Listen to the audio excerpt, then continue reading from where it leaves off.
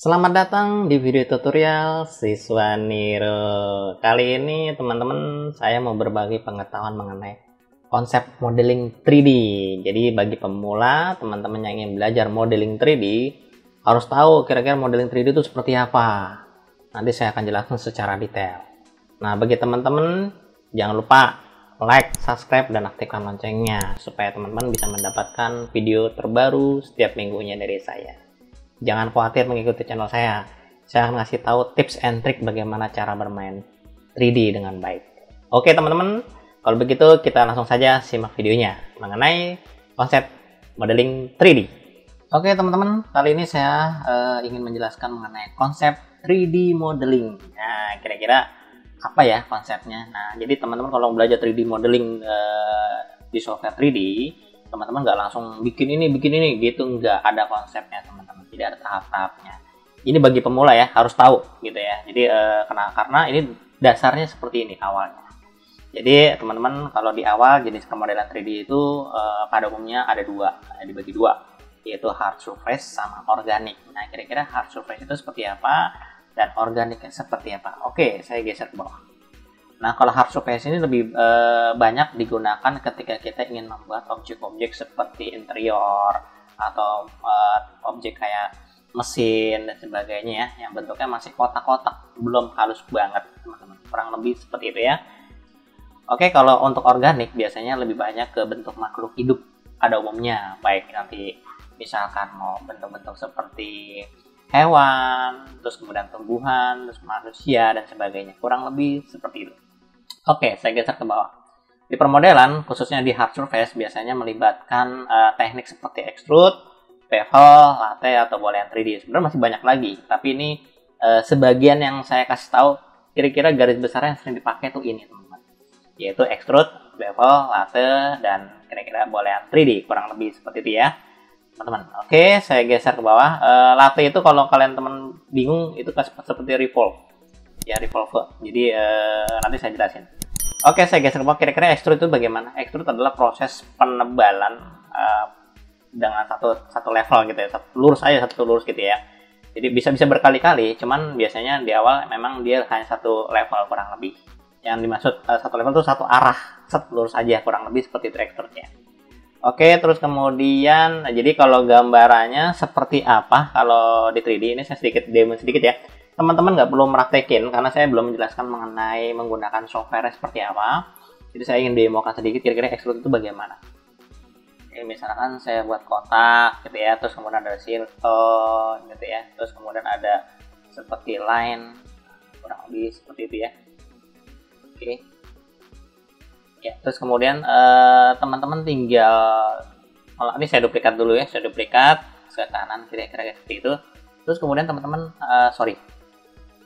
dulu duplikatnya saya menggunakan copy aja. Terus kemudian teman-teman di sini ada kita harus menggunakan perintah yang namanya extrude. Nah, kurang lebih seperti itu ya, menggunakan perintah yang namanya extrude. Nah, teman-teman nanti extrude ini fungsi untuk menebalkan. Nah, kira-kira ketebalannya mau berapa? Nah, itu dia. Ini extrude teman-teman ya, ini berlaku ke semua objek, bisa dikasih extrude dan sebagainya. Kurang lebih seperti itu. Itu adalah gambaran mengenai extrude ya, jadi dia bisa diatur ketebalan satu arah aja. Yang dibilang satu arah tuh satu level tuh seperti ini kurang lebih ya. Oke, jelas ya kurang lebih ya. Itu extrude. Dan berikutnya, saya geser ke bawah, itu mengenai bevel. Bevel penebalan sama seperti extrude, tapi dia ada cekung ke dalamnya. Ada cekung ke dalamnya. Kalau tadi kan hanya lurus doang ya, tapi dia ada kecekung ke dalamnya. Maksudnya bagaimana? Oke, saya geser lagi. Ini saya coba untuk hapus ya. Saya hapus dulu, ini juga saya hapus. Ini juga saya hapus, kurang lebih seperti itu. Oke, teman-teman biasanya kalau bevel itu pada umumnya setiap software punya beda-beda bevel. Nah, di sini kita mempunyai ada 3 level pertama, level 2, level 3. Ini kalau dari software yang saya pakai saat ini. Jadi setelah saya naikkan, dia ada kemiringan. Nah, ada cekungnya, apakah ke dalam atau keluar. Itu dia bevel ya. Jadi kalau misalkan saya taruh di sini, terus saya kasih ketebalan lagi, apakah mau dimiringkan seperti ini, itu terserah. Terus kemudian berikutnya juga sama, dinaikin lagi, turunin lagi, kurang lebih seperti itu. Itu bevel ya. Ini bevel pada umumnya kalau menggunakan yang hard surface. Oke, bukan poligon loh, beda lagi ya. Nanti poligon ada lagi ceritanya. Oke, ini bevel juga sama. Ketika saya klik bevel, dia akan membaca yang pertama dan otomatis yang kedua akan mengikuti perintah yang pertama. Ya jelas ya teman-teman, inilah bevel ketika kita bermain menggunakan software 3D kurang lebih. Setiap software 3D masing-masing punya kelebihan dan kekurangan. Itu yang berikutnya adalah latte. Latte ini jadi proses apa ya namanya, memutar objek dari objek 2 dimensi ke 3 dimensi. Nah, gitu ya. Hanya membuat tampilan sudut samping, hanya membuat rangka samping doang, terus diputar 360 derajat. Maksudnya bagaimana? Oke, saya coba geser, saya coba buka dulu filenya. Oke. Saya dulu. Kita lihat, iya ini dia teman-teman. Jadi memang awalnya seperti ini. Jadi kita membuat objek 2 dimensi seperti biasa. Itu terserah mau buat dari Illustrator atau di CorelDRAW atau Freehand, lalu dimasukkan ke 3D atau langsung buat di 3D juga boleh. Setelah itu baru kita menggunakan perintah yang namanya latte atau revolve ya. Macam-macam. Setiap software punya istilah nama yang berbeda-beda. Ini saya duplikat dulu, lalu saya saya duplikat dulu ke kanan, kira-kira segini ya. Saya copy, terus kemudian teman-teman cukup memberi perintah latte saja, terus kemudian nanti kita akan mengatur kira-kira lattenya arahnya kemana. Nah, jadi si komputer ini akan memberi apa ya, penduplikatan pada objeknya sejauh 360 derajat kurang lebih ya, kurang lebih seperti itu, 360. Nah itu dia teman-teman. Setelah diputar ini biasanya saya kalau menggunakan latte ini kita bisa bikin apa aja sih Pak? Nah biasanya saya gunakan bisa membuat senapan, tembakan, atau ban mobil, ban motor. Ini menggunakan teknik ini bagus, bisa ya, bolpen, gelas, nah itu bisa. Oke teman-teman, jadi ketika kita sudah melakukan proses seperti ini namanya sudah membentuk objek 3 dimensi menggunakan teknik latte dan revolve ya. Ada yang bilang revolve, ada yang bilang latte dan sebagainya. Istilah setiap software masing-masing berbeda-beda. Dan kita juga bisa mengatur kerapatannya, apakah mau lebih banyak segmennya atau tidak. Kurang lebih seperti itu ya. Itu yang namanya disebut dengan latte. Yang berikutnya yaitu boolean. Nah, boolean ini teman-teman, jadi semua software 3D ada boolean. Semua software 3D ada boolean. Jadi saya menjelaskan konsep ini bukan hanya untuk Blender doang ya, bukan hanya untuk Maya, 3D Max atau Lightpath atau Sublimate lainnya, itu semuanya ada. Iya, jadi kita tahu ya namanya permodelan nih dari Hardshop itu ada namanya boolean 3D. Oke, seperti apa boolean 3D itu? Jadi proses di mana pemotongan atau penggabungan objek, teman-teman. Ya, pemotongan atau penggabungan objek. Jadi kalau teman-teman misalkan ada objek seperti ini deh contohnya.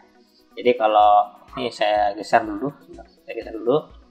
Jadi teman-teman, jadi kalau misalkan saya melihat di sini ada objek ini udah jadi ya, teman-teman udah jadi. Terus objek ini terpisah teman-teman, ini terpisah. Jadi ini sendiri gitu ya, dipisah. Nah, teman-teman, jadi kita mencoba untuk membuat objek saling bersinggungan satu sama lain. Itu boolean begitu ciri khasnya. Jadi objeknya saling bersinggungan satu sama lain, terus kemudian diletakkan seperti ini. Terus kemudian kalian melakukan proses yang namanya pemotongan. Ya, pemotongan itu macam-macam. Nah, ya. Ada yang boolean, ada yang tekniknya beda-beda, bahasanya beda-beda ya. Jadi biasanya pada umumnya sama. Nah, teman-teman kalau untuk boolean biasanya kita menggunakan di sini proboolean. Macam-macam sih, ada yang menggunakan proboolean, ada boolean doang, silahkan ya. Istilahnya beda-beda namanya, tapi cara kerja sama. Nah, kita cukup mengklik aja pada bagian objeknya, otomatis semuanya akan bolong. Nah, akan terpotong, tergantung perintahnya. Di sini ada subtraction, intersection, dan sebagainya. Jadi kalau kita belajar 2 dimensi juga ada, di Freehand, di CorelDRAW, di Illustrator juga ada boolean, bahkan di Inkscape juga ada teman-teman. Jadi teman bisa lihat seperti ini hasilnya. Nah, kurang lebih seperti itu. Oke, sudah kepotong nih, itu boolean. Oke, itu saja teman-teman mengenai boolean. Saya berharap nanti kalian bisa belajar mengenai boolean kurang lebih. Saya akan membuat video beberapa latte, extrude, bevel, boolean dan sebagainya nanti. Tapi di awal harus paham dulu pengertian dari boolean seperti apa, extrude seperti apa, kurang lebih seperti itu.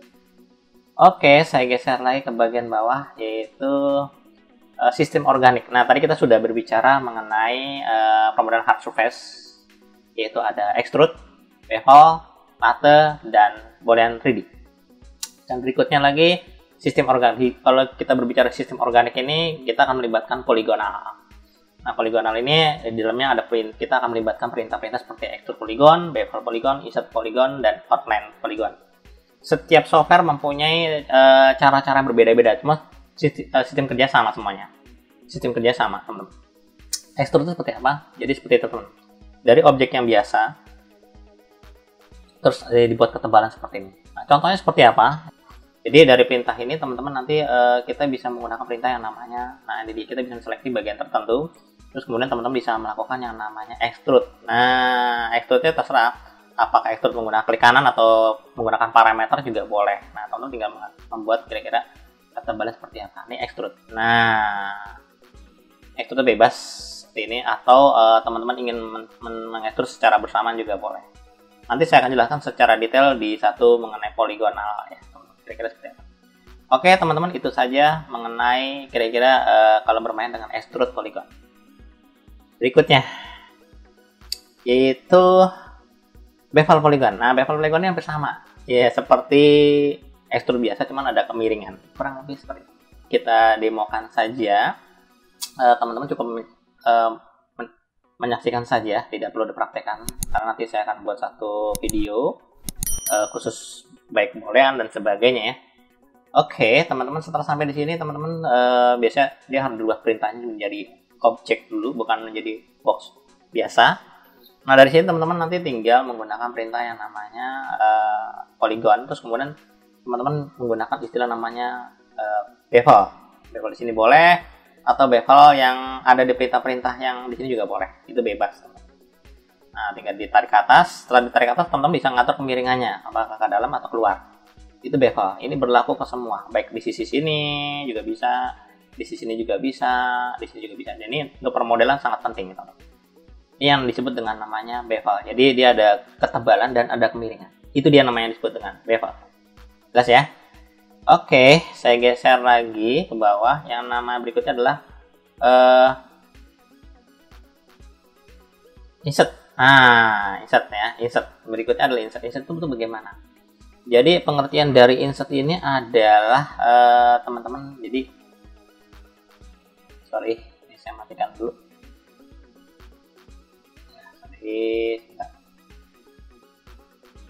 Ya, ini saya duplikat dulu di awal ya. Jadi memang objeknya harus duplikat dulu. Ada duplikat juga bisa sih. Ini saya hanya ngasih gambar awalnya begini terus jadi begini gitu doang ya. Oke, jadi teman-teman hanya menyimak saja kira-kira polygon seperti apa, insert seperti apa. Jadi teman-teman kalau saya klik di sini terus kemudian klik kanan pilihnya insert. Nah ya, jadi teman-teman bisa melihat bahwa dia menduplikat bagian atas, permukaan atas, tapi tanpa ketebalan. Ya, ini bisa berkali-kali, bisa 1, bisa 2, bisa tambah lagi, bisa tambah lagi. Itu dia.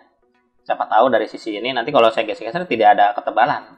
Nah, teman-teman bisa mengatur ketebalan di sini.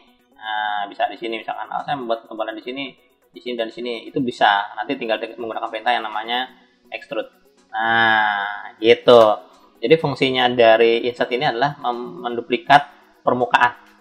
Membuat segmen baru, kurang lebih seperti itu. Jelas ya, itu namanya insert. Oke, saya adu lagi deh.